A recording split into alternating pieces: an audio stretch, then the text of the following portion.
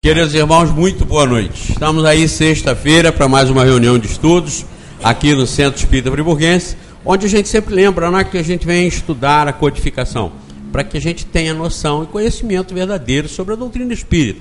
Lembram que eu às vezes comento que não basta as pessoas terem...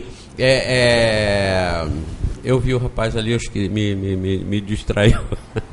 Eu sempre lembro para vocês, Ângela, eu esqueci.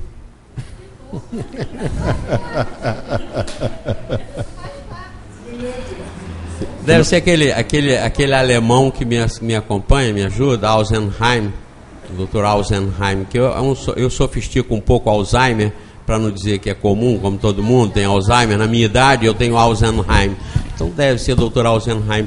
Mas eu digo sim, agora eu peguei o fio da meada de novo, que não basta você conhecer superficialmente as coisas, não basta você ter informações. É necessário, quando você quer se dedicar e saber se aquilo é eficaz, você ter realmente um conhecimento mais detalhado, mais profundo, mais autônomo, para você conseguir realmente formar uma segurança com relação àquilo. E o estudo que nós fazemos aqui é o estudo das obras básicas, por ser, como disse já também em outras oportunidades, o estudo a respeito do verdadeiro.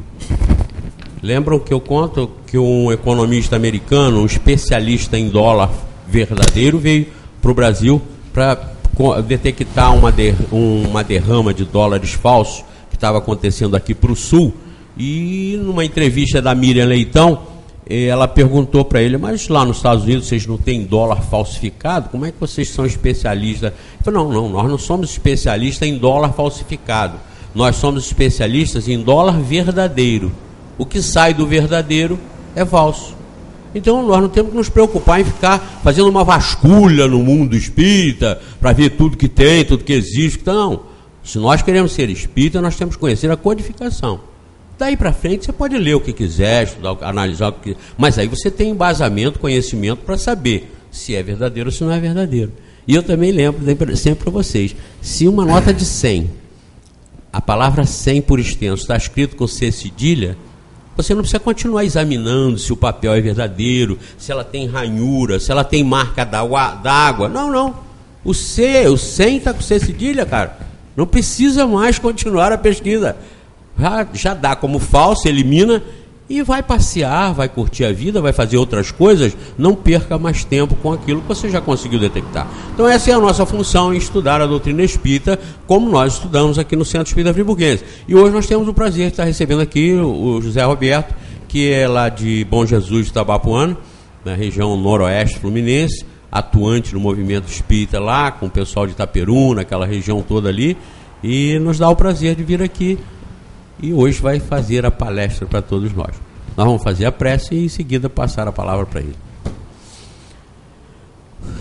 Queridos amigos da espiritualidade, que aqui se reúnem também conosco, em nome de Deus, sob as orientações do nosso Mestre Jesus, mais uma vez aqui estamos e agradecemos por essa oportunidade, pedindo que todos os bons espíritos aqui continuem conosco, nos inspirando, nos intuindo, não só ao nosso irmão que fará a palestra, como a todos nós, para que tenhamos bastante receptividade, para que estejamos em condições de absorvermos o máximo possível para nossas reflexões, nossas análises e nossas conclusões em favor das nossas próprias vidas.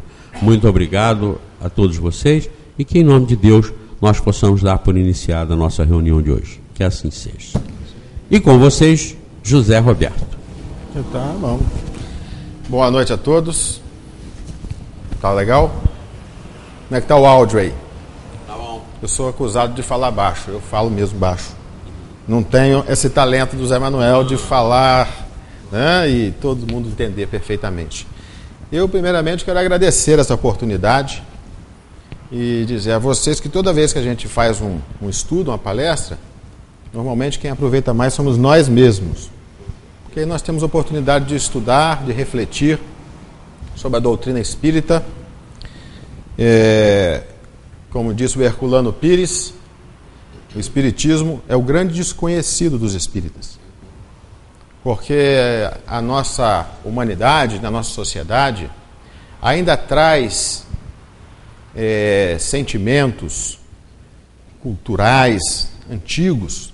Nós não podemos esquecer que nós somos espíritos reencarnados, que nós já tivemos outras experiências e certamente cada um de nós já sofreu a influência de outras teologias, de outra doutrina, da teologia predominante no Ocidente, que nos mostra a divindade de uma maneira diferente do que a doutrina espírita nos mostra, e que nos traz sempre, nos dá um sentimento, nos infantiliza, fazendo com que todos nós tenhamos aquela sensação que na hora H alguém vai nos livrar, que Jesus vai voltar, que alguma coisa vai acontecer e que no final vai dar tudo certo, que nós vamos... E só basta isso.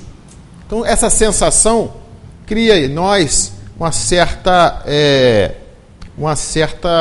preguiça, cria em nós assim um estado assim de não querer trabalhar, dificuldade de nós vencermos isso.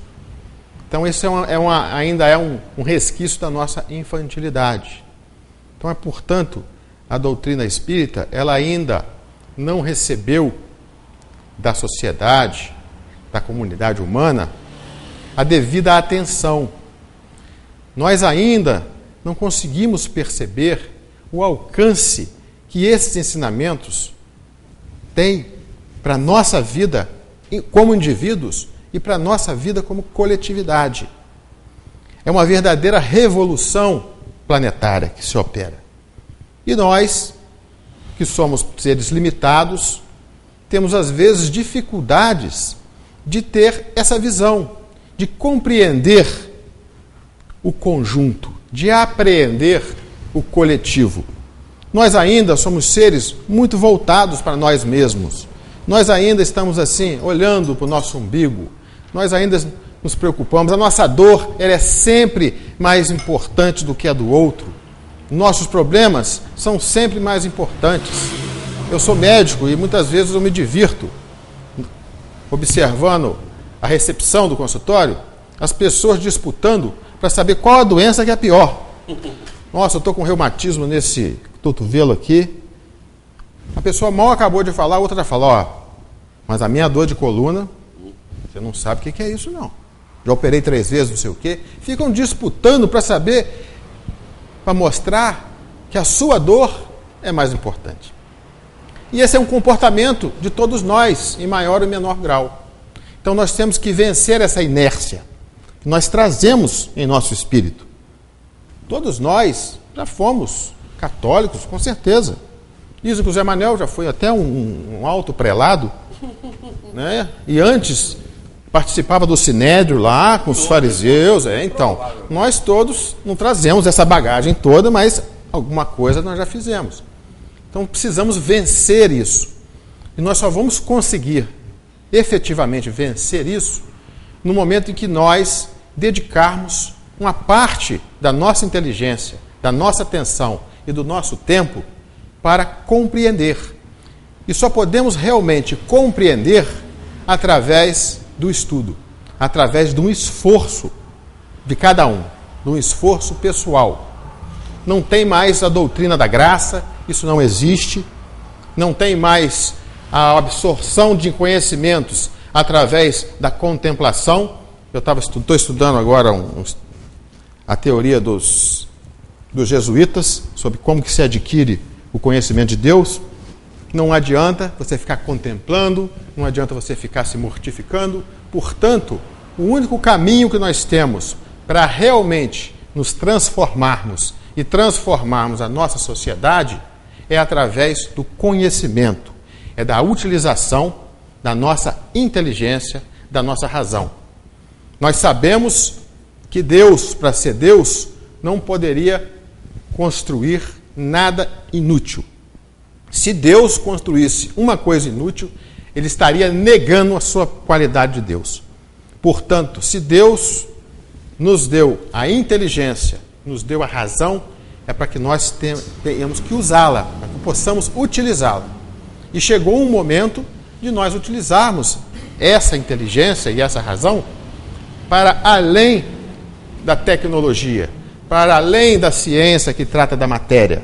Nós temos agora que usar a inteligência para lançar um olhar para dentro de nós mesmos, para nos conhecermos verdadeiramente. E a partir desse diagnóstico, nós vamos empreender, cada um de nós, a sua batalha, que é individual, para que possa superar as deficiências e possamos alcançar, fazer brilhar a nossa luz, como Jesus nos exortou em diversas ocasiões. Que a sua luz brilhe. Por que eu estou falando isso? Eu trouxe um tema que o pessoal às vezes acha muito chato. Eu não vim falar exatamente da doutrina espírita. Eu vim falar do codificador da doutrina espírita. Por que eu acho importante esse tema? Porque esse tema está dentro de todo esse arcabouço do conhecimento. Nós, quando nos dedicamos a ser espíritas, quando nós nos dedicamos a ser divulgadores, porque todo espírita, mesmo que não venha aqui fazer palestra, ele é um divulgador, através dos seus atos e através das suas palavras. Então, portanto, quando nós dizemos, olha, eu sou espírita, nós já temos ali uma obrigação implícita de termos as explicações para aqueles outros irmãos que ainda não conhecem. Então nós temos a obrigação de ter um conhecimento mínimo para que possamos transmitir com a maior fidelidade possível o que é isso, de que se trata isso. É uma religião? É uma ciência? É filosofia? É uma seita? O Allan Kardec? Quem é esse Allan Kardec? Nós temos que conhecer o codificador. E o codificador, o nome do Allan Kardec, ainda não recebeu da ciência oficial, da cultura, da academia, o reconhecimento necessário. Como diz o Herculano Pires, quando Freud tinha 1 ano de idade, o Kardec já estava estudando a alma humana. O Kardec é o pai da psicologia moderna. O que ele fez quando ele estudou a alma, o espírito?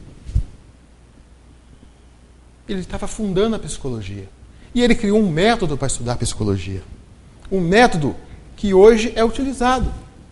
A psicanálise, todas essas terapias, elas partem de uma sondagem do eu, do que está lá dentro, da sua consciência. E o método que Kardec utilizou para fazer essa sondagem, até hoje, é imbatível, inigualável. Um método científico, um método que resiste há mais de 150 anos a todos os movimentos que tentaram derrubar a doutrina. E não foram poucos. Nós tivemos comissões. Não sei se vocês conhecem a história do Dr. William Crookes, um físico, um químico inglês, ganhador de prêmio Nobel. Ele descobriu o tálio. Ele descobriu que existem elementos na natureza que têm a capacidade de radiar, um elemento radioativo. Esse homem foi designado pela academia inglesa para destraçalhar o espiritismo. O senhor vai pesquisar com a sua equipe e vai derrubar essa coisa, essa palhaçada. Essa coisa de alucinado, de maluco. Esse tal de Allan Kardec. Pois bem, depois de 3 anos estudando, o que aconteceu com Sir William Crookes? Ele se tornou espírita. Por quê? É um homem sério, um homem corajoso, um homem honesto, amante da verdade. O relatório dele simplesmente confirmou a existência de um elemento não físico que sobrevive à nossa morte, que mantém a sua individualidade e que continua agindo e interagindo conosco.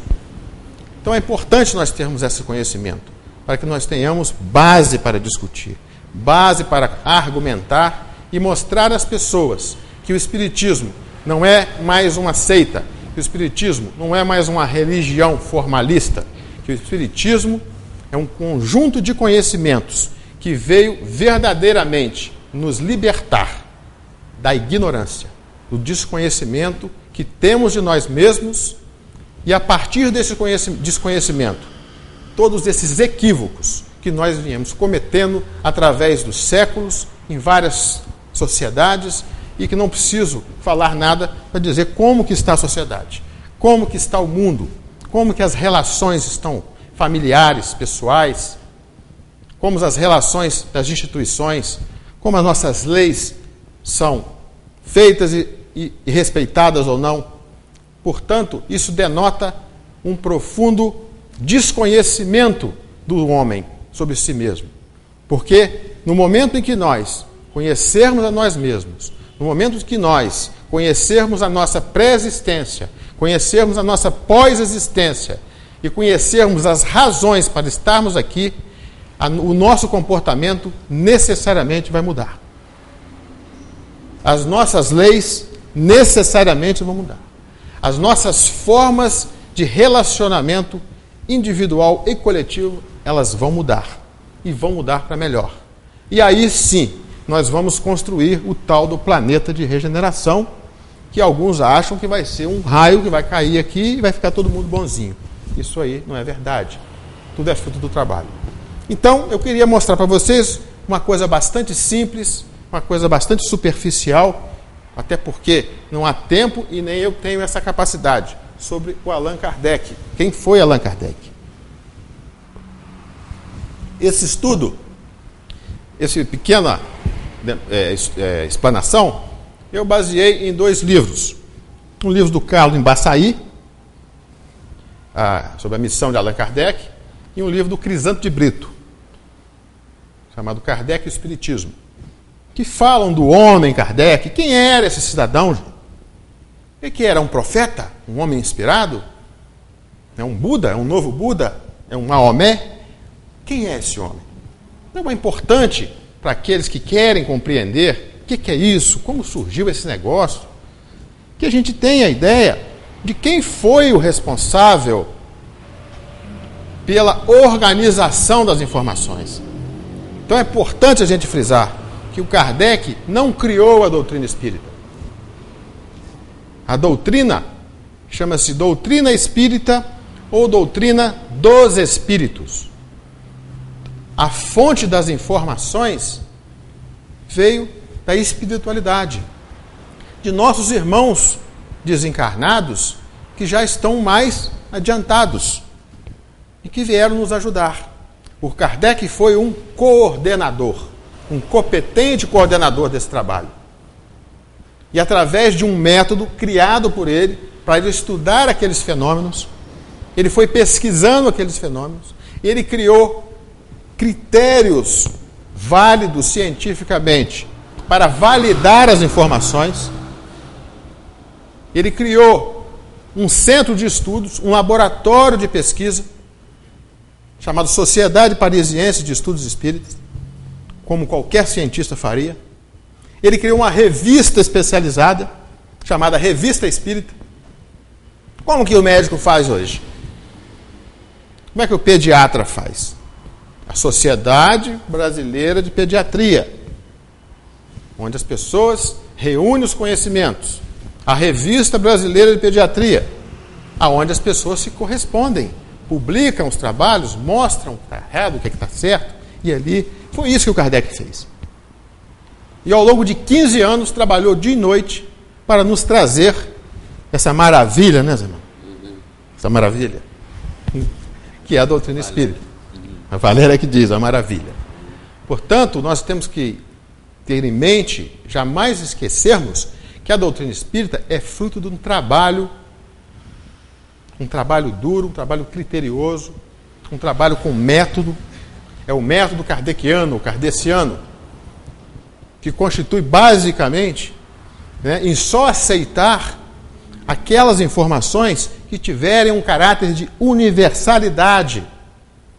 Qual seja, o Kardec se correspondeu com mais de 1000 estudiosos dos mesmos fenômenos, na América, na Europa, na África. E dessa correspondência, dessas experiências narradas, ele foi compilando aqueles fatos, vendo o que realmente era universal, informações obtidas por médios diferentes, que não se conheciam, em lugares diferentes, espíritos diferentes. Era o primeiro critério. O segundo critério, aquela informação colide com algum conhecimento científico já comprovado? Sim ou não? Vai que pegamos aí 300 espíritos brincalhões e informam em cada lugar o seguinte: olha, na verdade, é o Sol que gira em torno da Terra. O Kardec descartaria isso absolutamente, que já está provado que não é isso. E o terceiro critério é o critério do bom senso, o critério da lógica, da razão. Um dos colaboradores de Kardec, Camille Flammarion, um famoso astrônomo francês, chamava o Kardec de um bom senso encarnado, porque era uma pessoa metódica, uma pessoa que não se empolgava com as coisas. Então eu vim aqui apresentar um pouquinho desse homem. Deixa eu começar a apresentar, senão eu acabo, não apresento. Então vamos lá. Isso aqui são dados biográficos do Kardec. Na verdade, o Kardec nasceu Hippolyte Léon Denisard Rivaio, numa família de advogados de Lyon. Teve uma educação, uma boa educação, e ele acabou se formando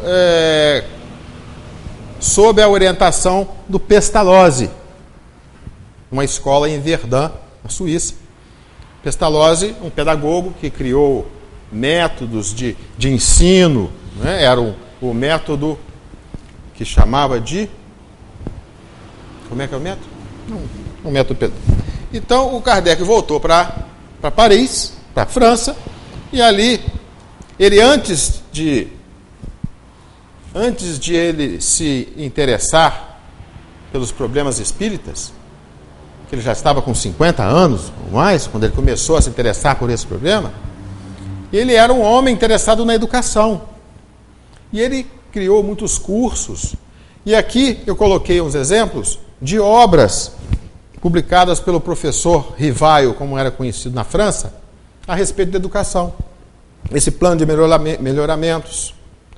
Existe esse plano da instrução pública, foi utilizado pelo governo francês na época, para mostrar que o senhor Allan Kardec, na verdade o professor Rivaio, quando ele se propôs a organizar esses conhecimentos, ele já era um homem respeitado pela sua capacidade como educador. Alguns biógrafos dizem que ele se bacharelou em medicina, porque ele dava cursos de anatomia, de biologia, ele tinha conhecimentos. Nós temos que observar que essa é uma época em que as pessoas mais sábias, elas, na verdade, elas tinham um conhecimento muito amplo, enciclopédico. Porque o volume de conhecimentos não era como é hoje. Se alguém quiser hoje entender de química, de física, de medicina, de geografia, de história, de literatura, de filosofia, ele não vai entender nada. Porque o volume é muito grande. Mas naquela época era possível, porque a quantidade de informações não era tão grande assim. Então, Kardec era um homem que dominava um vasto conjunto de informações. E sabia muita coisa. E daí, mostrando programa de curso de Química, Física e Astronomia. Imagina. Se hoje uma pessoa pode, sozinha, dominar todos esses campos do conhecimento. Poliglota, falava outras línguas. Então, mostrando que esse homem, Allan Kardec, que nós conhecemos, na verdade, era um homem muito preparado do ponto de vista intelectual. Era um homem de estudo, era um homem ativo na área da educação, era um homem que trabalhava arduamente nessa área. Agora, e o caráter? Como é que era esse cara? Era calmo assim como Zé Manel? Hein? Como é que era o Kardec, Zé Manel?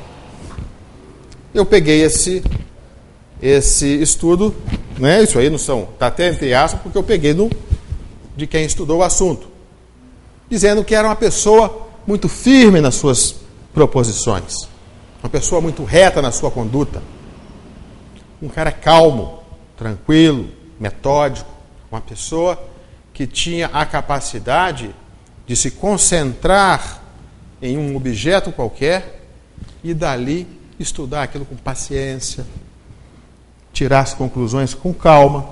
Não era um sujeito afobado. Era o homem preocupado com o outro, com o próximo. Ele montou diversos cursos para alunos sem condições financeiras, gratuitos, mostrando uma qualidade de caráter. É uma pessoa que já se preocupava com os outros, né? E efetivamente fazia as coisas. Era um homem que gostava do diálogo, do debate. Basta a gente consultar aleatoriamente a Revista Espírita.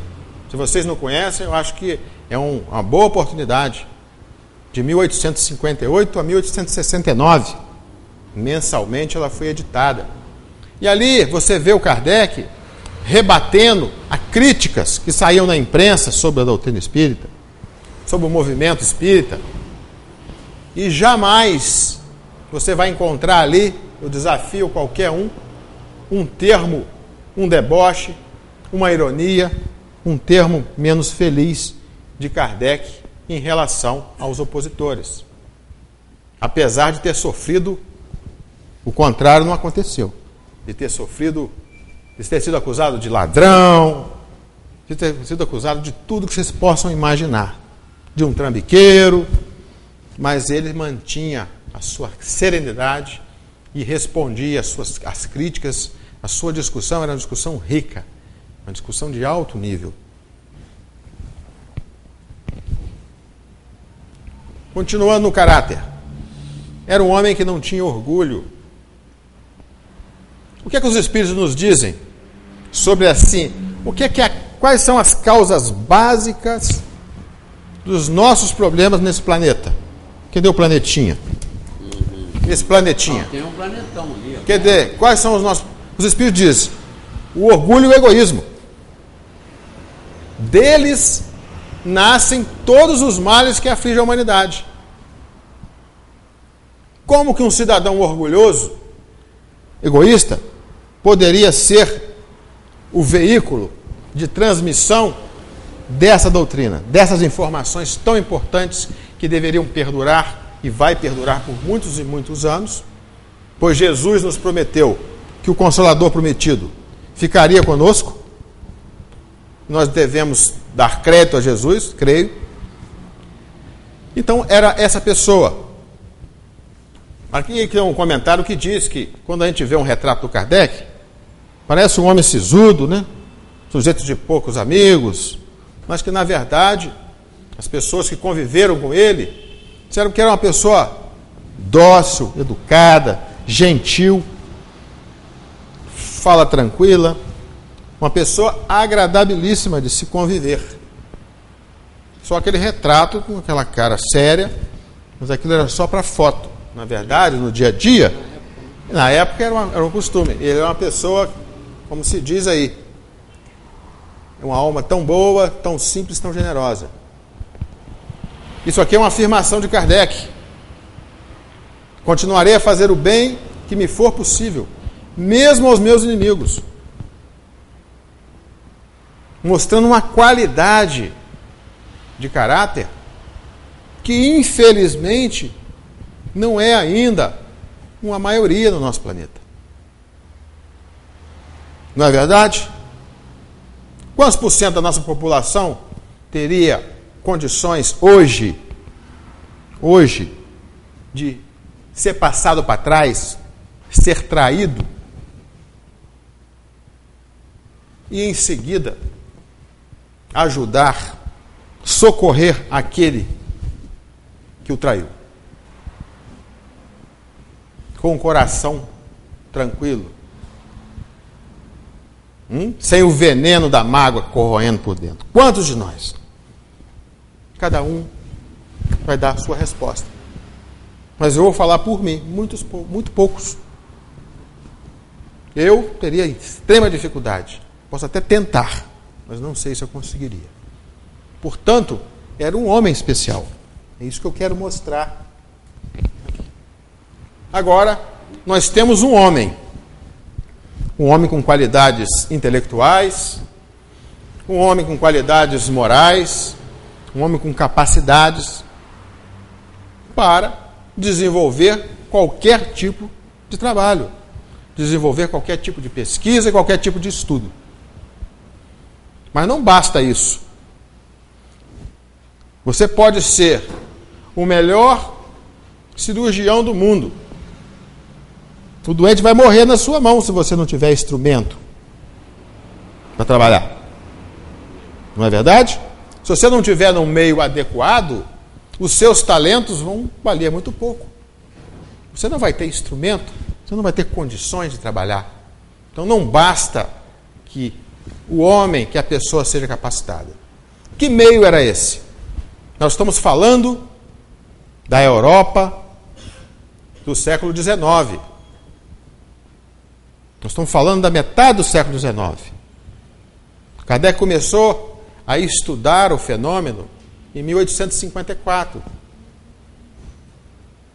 Não é verdade? Se eu falar errado, você me corrige, hein, Não, claro.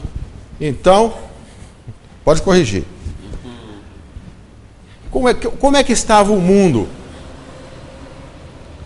No início, eu falei que a doutrina espírita ela veio trazer conhecimentos para fazer uma revolução no planeta. E como é que esses conhecimentos poderiam chegar até nós?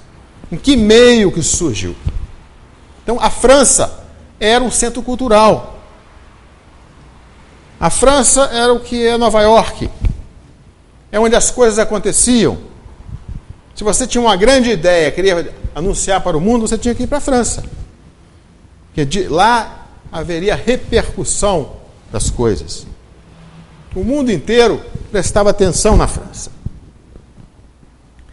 E como nós estávamos? A França era uma torre de Babel.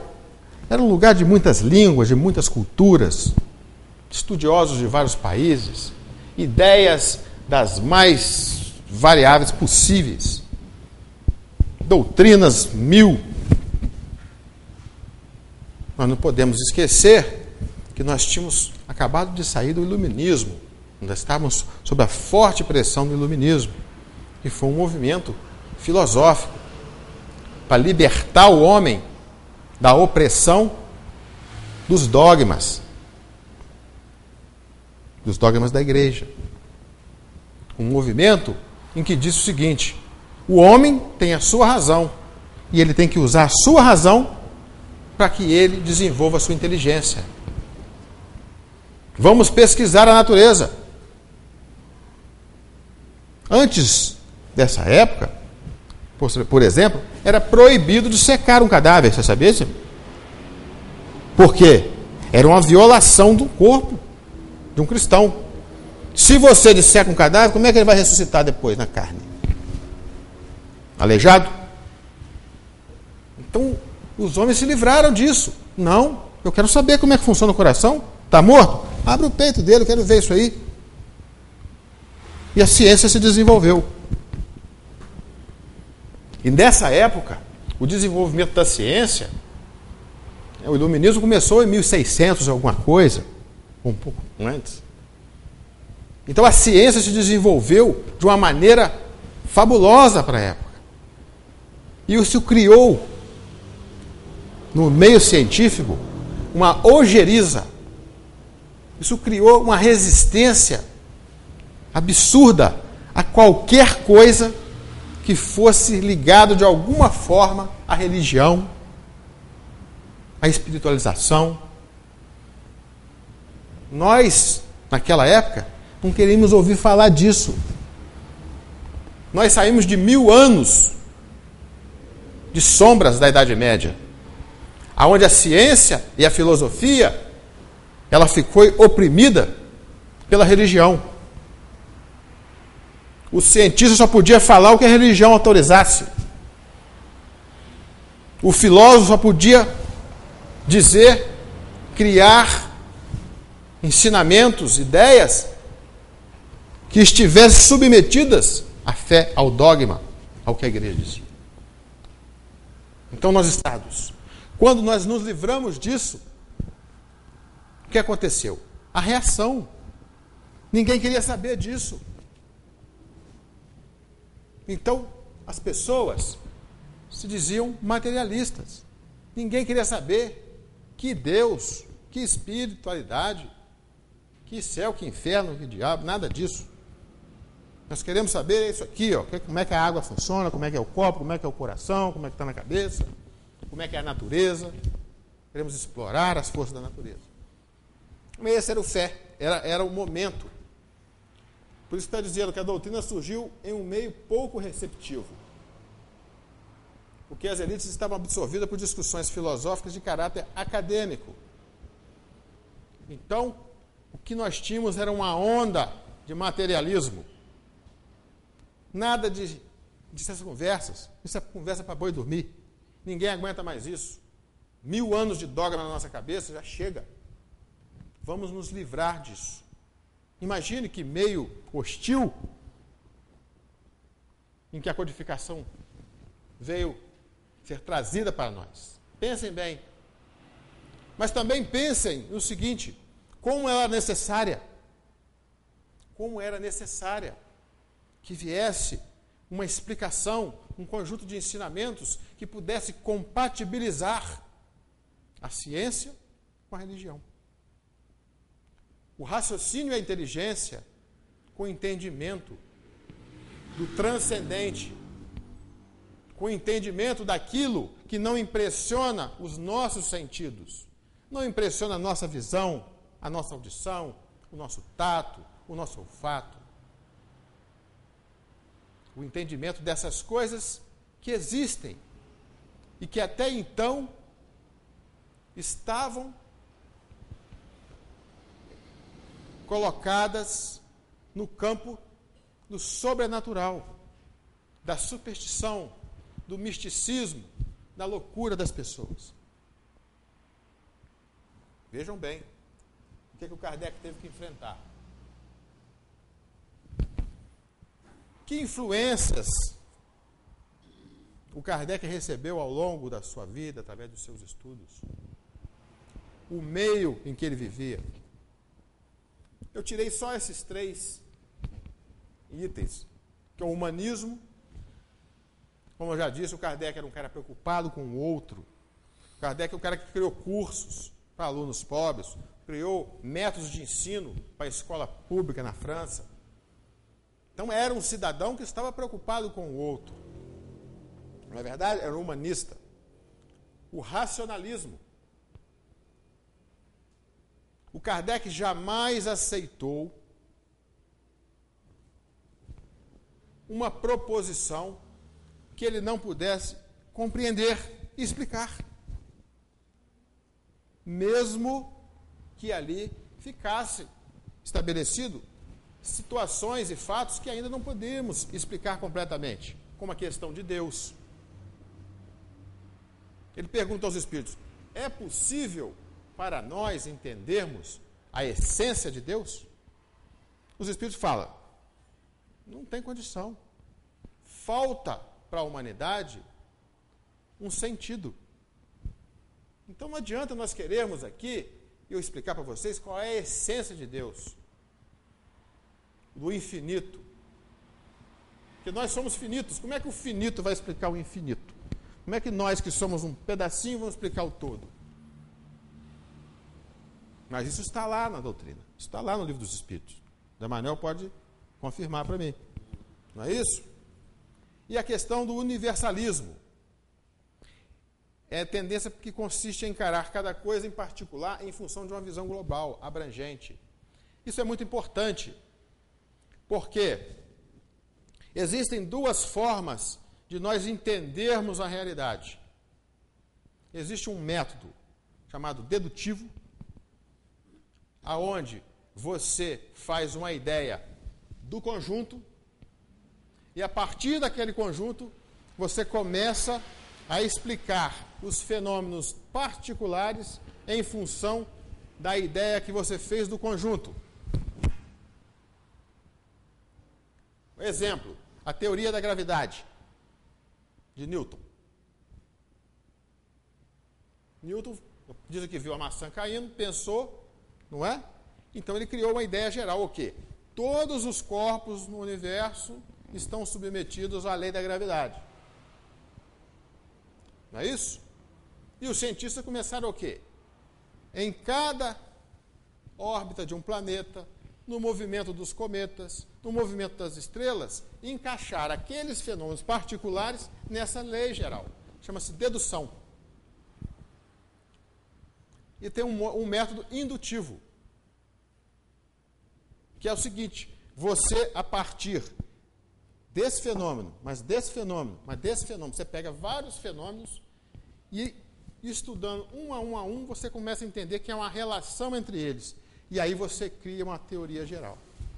A doutrina espírita, ela foi criada assim, através desse método, por causa do universalismo. Ou seja, se existe uma lei que determina aquele fenômeno, se ela existe, ela vai existir aqui, ela vai existir ali, ela vai existir lá. Se os espíritos se comunicam, um exemplo, os espíritos se comunicam? Sim, Kardec se convenceu disso. Mas eles começaram a se comunicar só a partir de 1857? Não foi. Então Kardec mostra para nós que os espíritos sempre se comunicaram. Em todas as religiões antigas, em todos os registros que a humanidade fez sobre esses assuntos, existem fatos que perfeitamente inteligíveis para nós hoje, como fatos mediúnicos. Moisés recebendo as leis, não é verdade? A inspiração dos líderes religiosos, Jesus fazendo milagres. Então mostra que essa ação, ela sempre existiu. Então ele faz, a partir de um fenômeno, de outro, ele criou, não é, esse conhecimento de que nós, sobreviventes, após a nossa morte, após a desencarnação, nós continuamos agindo, e que a população que está no outro plano, o plano da existência sem corpo, no mundo espiritual, ela está sempre em contato conosco. Não só pela racionalidade, não só pela universalidade, pela prática, mas porque esse fenômeno, quando se foi estudar, viu que é um fenômeno comum a todas as épocas da natureza. Portanto, faz parte da natureza. É uma lei da natureza. Ficou enjoado, né? Mas tá bom. Faz parte também ouvir palestra enjoada. Porque a gente exercita uma virtude importante, que é a paciência. É uma caridade. Não é? É igual a hora. Ela é 9h10, igual a hora. Isso. Então, o Kardec teve uma missão. Foi um homem preparado para a missão. Não é verdade? O que mais que nós podemos dizer desse preparo? Ele tinha conhecimentos de outras experiências, de outras encarnações. Tem-se notícias de que ele já foi a personalidade de Jan Hus, um teólogo da Tchecoslováquia, foi um precursor da Reforma Protestante, e que foi fritado numa fogueira, devidamente queimadinho lá, não é verdade? O nome Allan Kardec, ele adotou esse nome para que o seu nome de batismo, o professor Rivaio, um nome conhecido no meio cultural da França, não influenciasse a análise que as pessoas iriam fazer daquela obra. Ele queria imparcialidade. Quem é esse Allan Kardec? Sei lá. Não importa. Se é o Zé Mané, né? Se é o Zé das Couve. Olha o que está ali. Analisa isso e veja se você concorda ou não concorda. Experimente, questione, faça a sua outra proposta. Ele não queria essa influência. Porque as pessoas dizem, olha, o professor Rivail, esse cara é bom, deixa eu ver aqui. Não é, Zé Mané? O Emanuel está concordando comigo por enquanto, estou feliz aqui. Sim, perfeito. Então, por que Allan Kardec? Porque um dos auxiliares, dos espíritos que estavam auxiliando, eu não me lembro bem quem, disse a ele que numa encarnação passada, ele foi um sacerdote gaulês, um druida, dos celtas, que é um dos povos que originou o povo francês de hoje, e se chamava Allan Kardec. Então, ele adotou esse pseudônimo de Allan Kardec, exatamente para você ver a retidão e a honestidade desse cidadão. Ele não quis usar o seu nome já estabelecido. Por quê? Ele estava mostrando uma coisa nova. Ele estava mostrando uma coisa em que ele viu a repercussão que aquilo ia ter no planeta. Ele vislumbrou, ele falou, isso aqui responde a todas as perguntas que nós viemos fazendo a nós mesmos ao longo dos séculos. E os filósofos, os cientistas. Ele viu isso. E ele tomou o maior cuidado para não atropelar o samba, para não atravessar o samba, não cometer uma imprudência e atrapalhar o trabalho, para que a obra fosse vista por si, sem vínculo com o autor.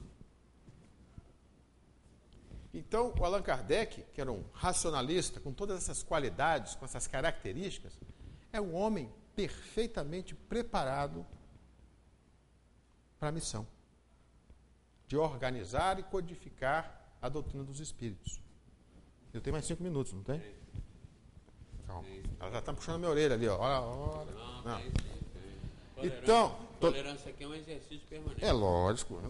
Então, mas eu não vou usar da paciência de vocês muito. Então é isso. Eu gostaria de mostrar quem é esse homem. É importante que quando vocês abrirem uma obra da doutrina espírita, existem vários comentários do Kardec. Normalmente, vem numa letrinha diferente. Ele faz alguns resumos teóricos. Na parte segunda do Livro dos Espíritos, quando fala do sonambulismo, do êxtase, no final eu nem me lembro o nome da questão, 300 e tal, não sei. Ele faz um resumo. Mas ali a letra parece diferente, mostrando que ali é ele falando. É importante nós sabermos quem que está falando. Quem é essa pessoa? Ela é digna de confiança? Nós somos obrigados a acreditar? Isso é artigo de fé, José Manuel?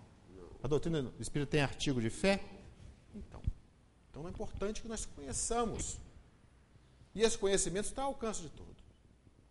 E eu vim trazer aqui um estímulo. Eu não vim aqui, não tenho a pretensão, nem teria condição de ensinar a você quem foi o Kardec.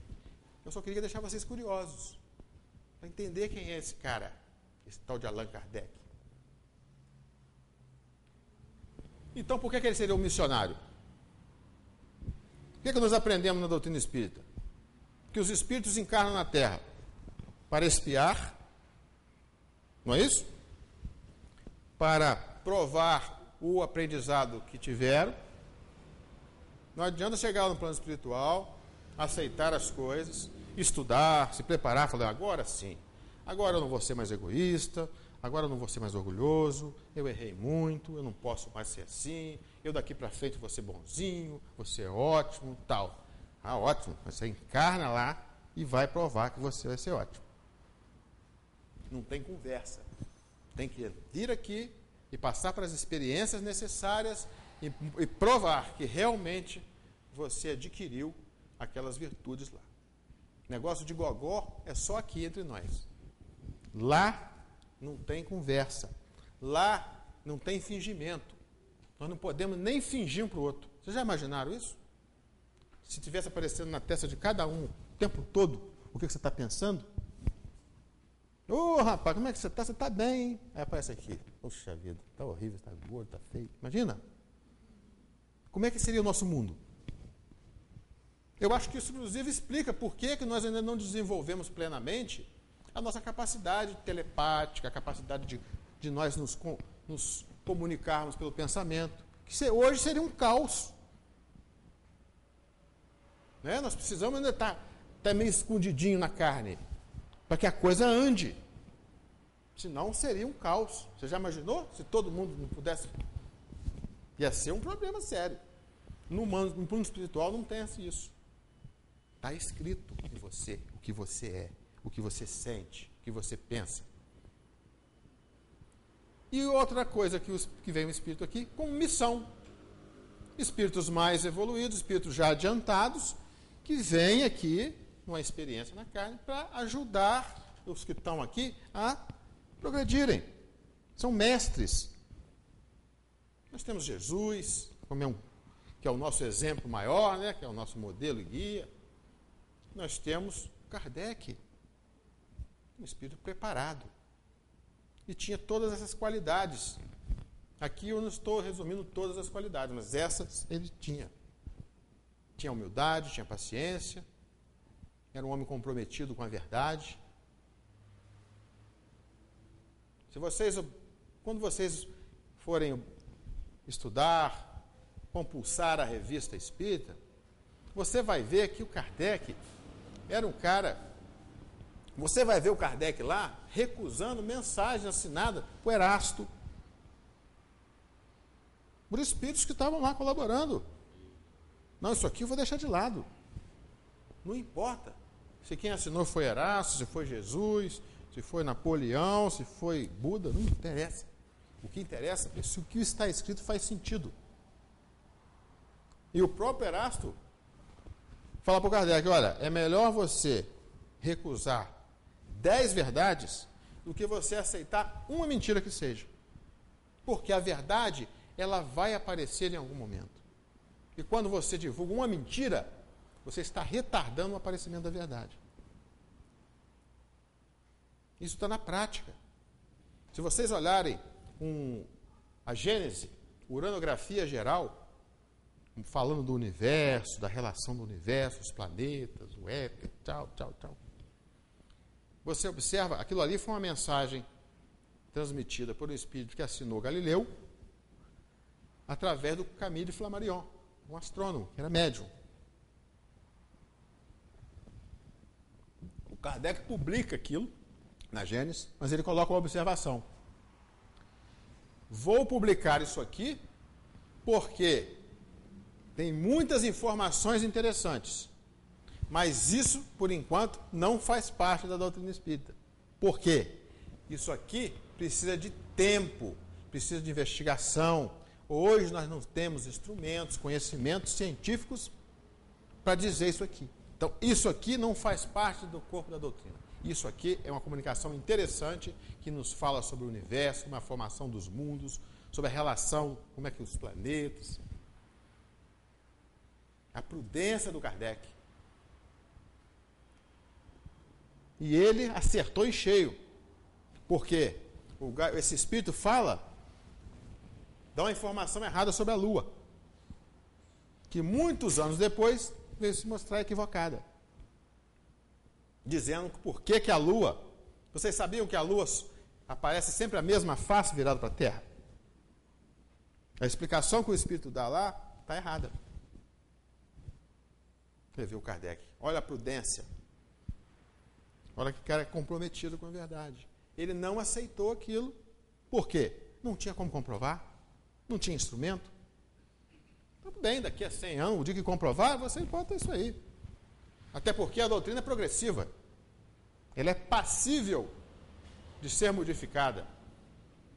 Desde que o método utilizado para se modificar a doutrina seja, no mínimo, igual ao do Kardec. Não adianta vir um médium, um espírito aqui, dizer um monte de coisa e bota isso na doutrina. Isso não serve. Isso é a opinião de um espírito através de um médium. Por mais bacana que seja, por mais bonito que seja. Não serve como material doutrinário. Nenhuma obra mediúnica, isoladamente, pode servir como material doutrinário. Por melhores que sejam ensinamentos. Se nós queremos alterar a doutrina espírita, podemos e devemos. Vamos estudar com método. Vamos estudar, pelo menos com o método kardeciano. Vamos montar centros Vamos reunir aí uns 5.000 centros, vamos pesquisar, vamos achar gente gabaritada para coletar essas informações, para passar isso em estatística, para checar. Aí, talvez, nós possamos botar lá a pergunta 1020, 1022, 1023, 1024, por aí vai. E alterar alguma coisa, porque isso está previsto. Essa é uma das características que dão força à doutrina. Ela não é fechada em si mesma. Ela não é constituída de dogmas imutáveis. A doutrina é aberta, mas aberta a coisas sérias. Não é aberta a esses arremedos, esse pseudocientificismo que nós temos por aí. Não vou falar não, porque o Zé Manuel, se eu falar, ele levanta e fala junto comigo. Tá certo? Vocês já estão cansados de saber dessas coisas. E que a gente, como eu disse no começo, por esse espírito de rebanho que ainda nós temos, por essa infantilidade que nós temos, nós queremos seguir alguém. É muito mais cômodo, não é? Eu sou seguidor do Zé Manuel.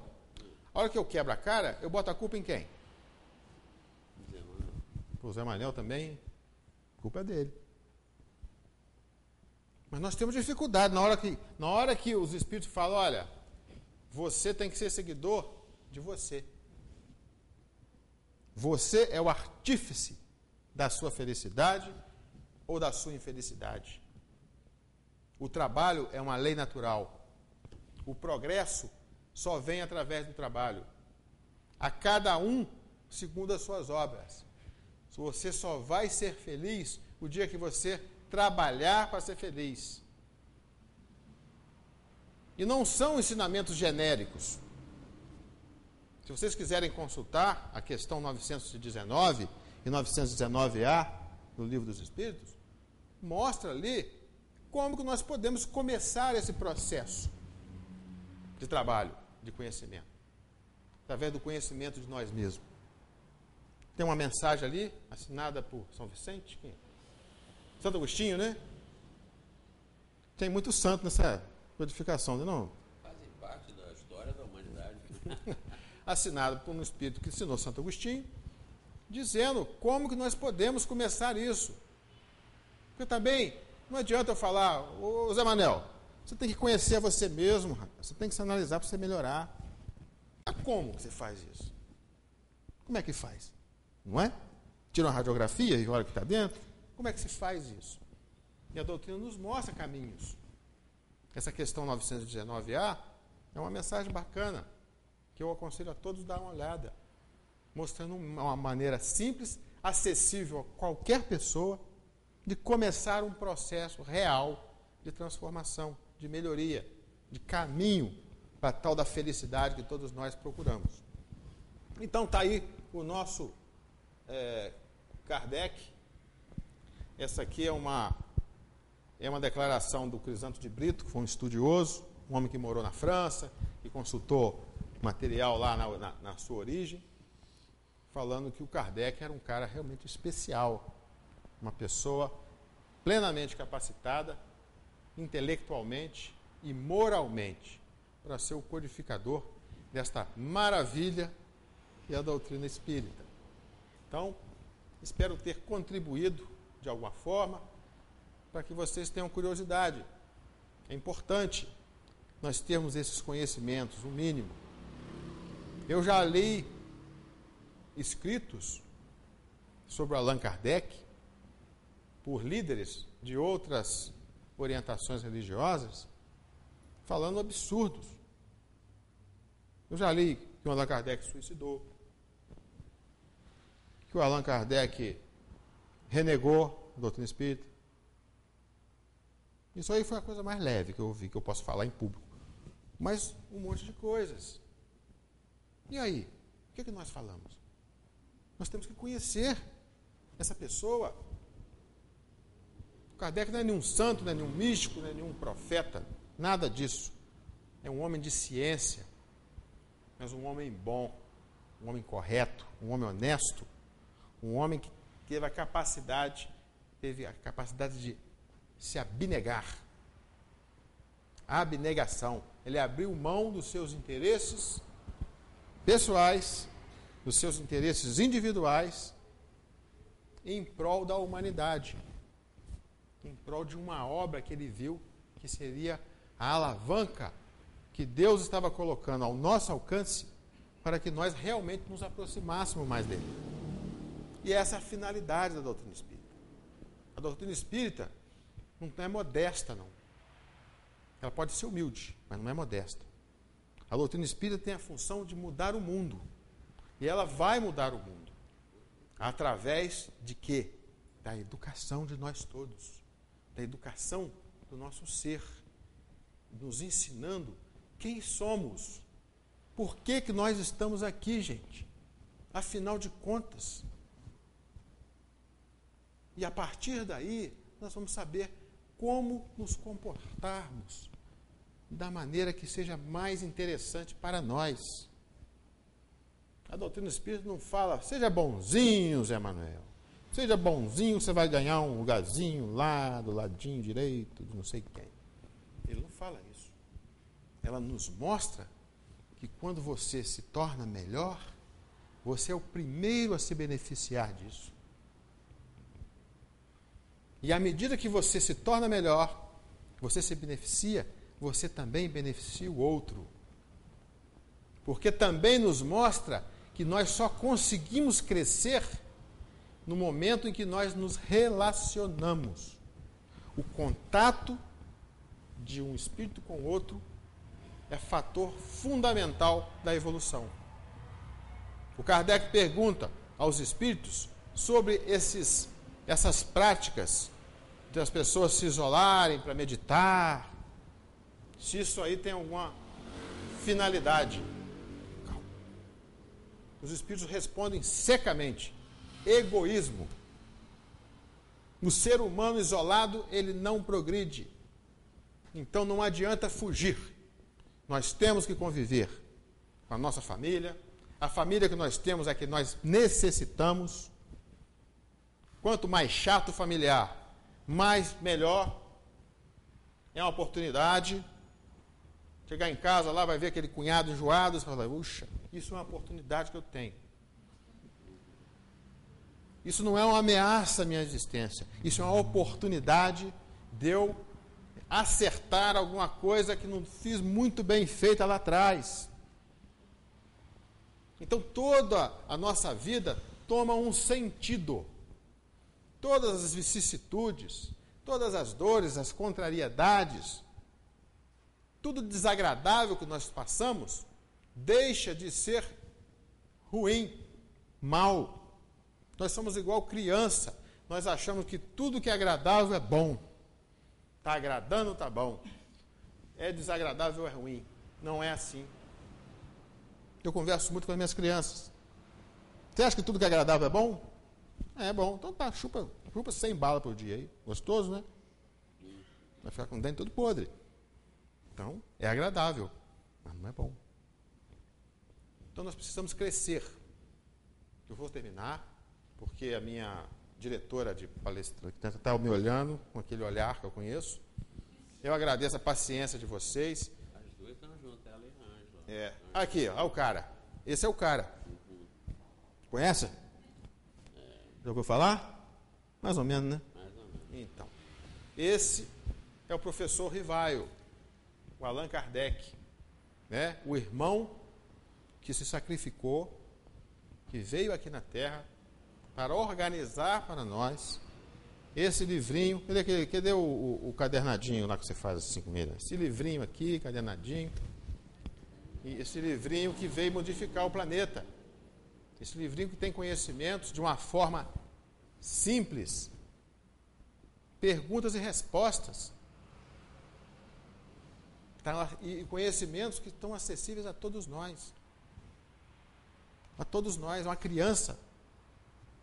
O meu menino com 9 anos de idade, ele falava da reencarnação, ele falava dessas coisas com naturalidade. Uma criança de 9, 8 anos entende isso perfeitamente. Então, qualquer um de nós. Obrigado, Zé Manuel. Desculpe o avanço no tempo. Você falou para eu testar um pouco a tolerância, se o pessoal começasse a... O pessoal se comportou bem, então de parabéns. Obrigado mesmo. Espero que vocês aí, a partir disso, tenham aí um incentivo a mais de conhecer melhor essa doutrina, o seu aspecto filosófico, o que aconteceu, a história da doutrina, porque vocês vão entender muito bem as coisas que acontecem hoje e vão saber se posicionar de uma maneira correta em relação à doutrina, em relação à vida de vocês e de todos aqueles que convivem. Boa noite para todos e, mais uma vez, obrigado pela oportunidade. Muito bem, faça-se a luz. Aí, viu? Sim.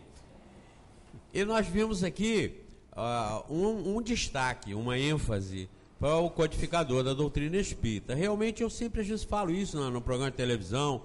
Uma vez eu fui fazer uma palestra em Campos, e lá em Campos estava correndo essa onda de que Kardec tinha se suicidado. Sabe como é que eu matei a charada? Eu quis enfrentar isso lá em cima, fui até no centro de convenções de Campos. Eu fui lá e encarei o assunto, que todo mundo estava nos bastidores. Os protestantes estão fazendo aí uma divulgação do suicídio de Kardec. E aí eles pensaram que eu fosse contestar. Mas não percam tempo com isso. Esqueçam essa história. Se suicidou, não suicidou, não está em julgamento Kardec. Está em julgamento a doutrina espírita. Santos Dumont se suicidou e a aviação não faliu por causa disso. Não deixou de ser útil. Não inutilizou a aviação por causa disso. Então, absolutamente não está em discussão o homem, está em discussão a doutrina. E como o Zé Roberto fez muito bem, mostrou que esse homem não era qualquer um.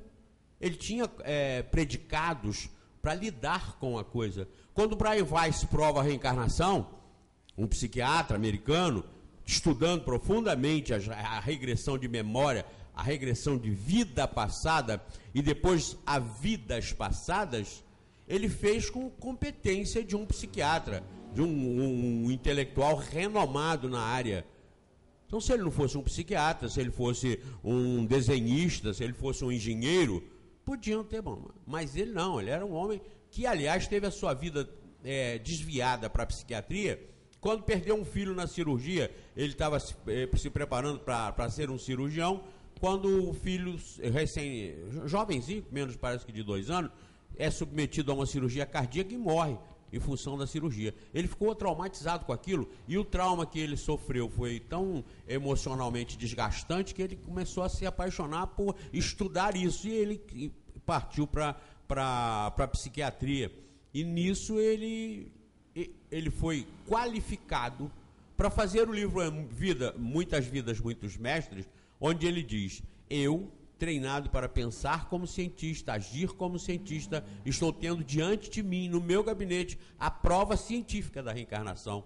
Então, para afirmar coisas assim, o indivíduo tem que ter conhecimento da área. Isso enfatiza a afirmação. O caso de Kardec. Vejam, Moisés no Egito era o pico do planeta. Egito era o lugar dos faraós. Era a estrela do planeta. Jesus no Império Romano era a estrela do planeta. Jesus não poderia ter nascido na Patagônia, para trazer o cristianismo aqui na Patagônia, né? O Moisés não poderia ter vindo em Portugal, num outro lugar qualquer. Então, as coisas foram nos seus próprios lugares. Kardec na França. Olha a França, a Revolução Francesa, 1789, a queda da Bastilha, a mudança do pensamento e da consciência humana. Olha lá o lugar como destacou o Zé. João Russo, para fazer o fomento do protestantismo. E João Paulo II? É uma especulação que eu faço. Como já disseram que Kardec foi tanta gente que não tem a menor condição de ser, como Chico Xavier, eu digo, e João Paulo II? Papa da Igreja Católica, autor da encíclica Fides et Ratio, Fé e Razão. Homem que afirmou que realmente os mundos aí fora, pelo avanço da ciência e do conhecimento, podem abrigar outras civilizações. João Paulo II. Realmente o evolucionismo, a evolução das espécies, não contraria o bom senso. E ele diz que qualquer afirmação que contraria o bom senso e a razão leva ao fanatismo. João Paulo II.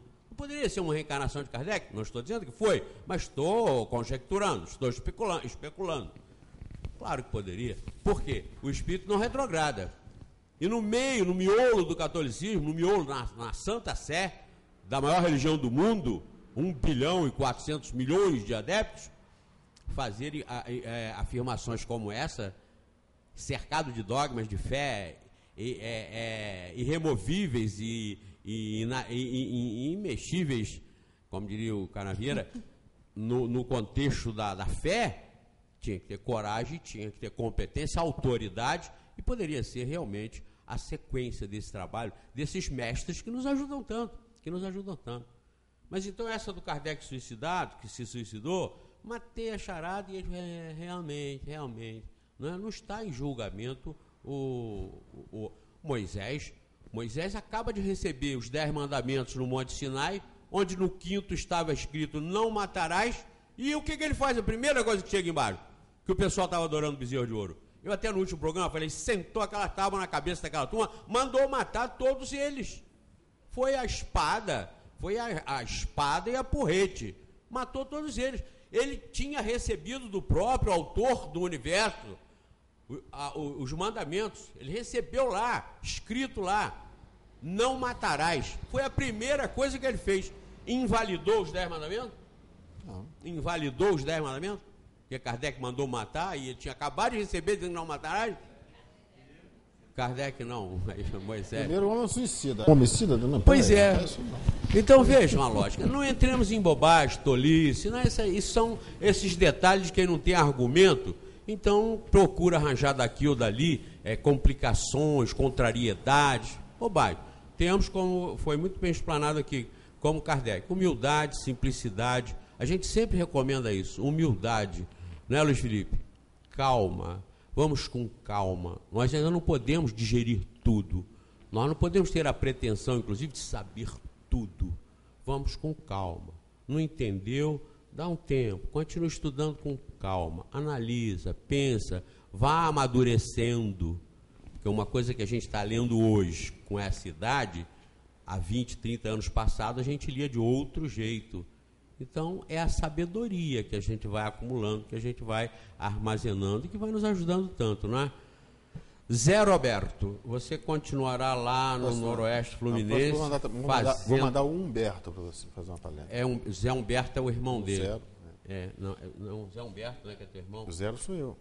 Hein? Eu sou o Zero. Não, você é o Zero. Vou mandar o 1. Vocês conhecem essa história? Zé Roberto. O pai foi lá registrar o 2 Berto. Aí não aceitaram. O cartório não aceitou 2 Berto. Como 2 Berto? Ele falou, sim, eu vim aqui e registrei o Humberto, que foi o meu primeiro filho. Não, eu registrei o Zé Roberto, que foi o meu primeiro filho, Zé Roberto. Depois eu vim aqui e registrei o meu segundo filho, que foi o Humberto. Agora eu vim registrar o 2 Berto. Então essa história do Zé Roberto é por isso. Mas Zé Roberto é um divulgador do espiritismo, lá no Noroeste Fluminense, naquela região do nosso querido Guido, saudoso Guido, não é, Zé? Lá do Leandro também, de Itaperuna, essa turma toda, inclusive, que nos ajudou tanto com os donativos aqui na época da enchente. Nós levamos aí alguns dias fazendo a distribuição de um farto material que eles nos mandaram, canalizaram também doações através de dinheiro que veio aqui para o centro, e o centro fez os devidos atendimentos dentro de uns critérios que nós tivemos o cuidado de adotar. Então, essa turma de lá está muito ligada aqui com a gente. Todo esse norte fluminense, noroeste fluminense, eles têm uma ligação muito importante com a gente aqui, o Centro Espírita Friburguense em particular, e com esse trabalho que eles também divulgam muito bem naquela região. Leve, portanto, você, a esposa Tarsila, o nosso grande abraço para todos eles. E sempre que estiverem aqui, o Zé Roberto vai fazer as palestras, porque ele tem uma reunião por mês aqui normalmente. Ele vem para uma reunião aqui em Friburgo. Então ele está sempre escalado. Quando ele vier para a reunião, a gente avisa e vocês já sabem que vamos ter depois que eu sair, você conversa boas reflexões.